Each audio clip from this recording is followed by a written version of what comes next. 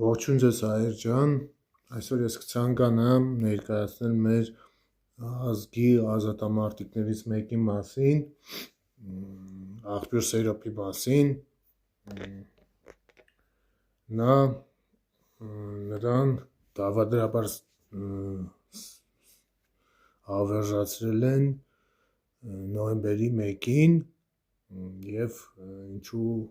ցանկացա այս ամենը ներկայացնել, ես ոչ թե ցանկանում եմ այս վիդեոյով ներկայացնել իր կենսագրությունը, այլ թե ինչ կատարեցին նրա զինակից ընկերները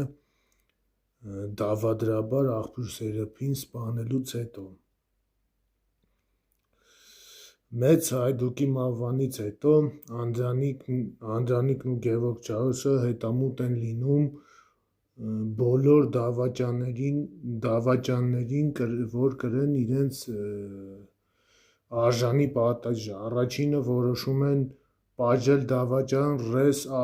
Ավեին, ով թունավորել էր Սերոպին, և վերջնականորեն համոզվեցին Ավեի դավաճանության մեջ 1900 թվականի ապրիլ ամսին Գևորգ Չաուշը, Շենեցի Մանուկի և Ղազարի հետ մտնում են Ավեի տուն և նրանից իմանում են բոլոր դավաճանների անունները։ Ավեին վերցնելուց հետո նրանք իրար հետևից ոչնչացնում են մյուս դավաճաններին։ 1900 թվականի նոյեմբերին Անդրանիկի, Գևորգ Չաուշի, Մակարի և Գալենի հետ 25 հայդուկների դարան են մտնում Մառիկիի կիրճում, որտեղով պետք է անցներ Խալի բեյը։ Նա իր 40,000 հեծյալների հետ էր, երբ հեծյալները բավականին մոտեցան, հայդուկները կրակ բաց թողեցին, բազմաթիվ թշնամիների զոհվեցին, նաև սատկեց Խալիի ձին։ Խալիին խուզարկեցին և գտան 13 հայ դավաճանների անուններ, դրանից հետո Խալիի գլուխը կտրեցին։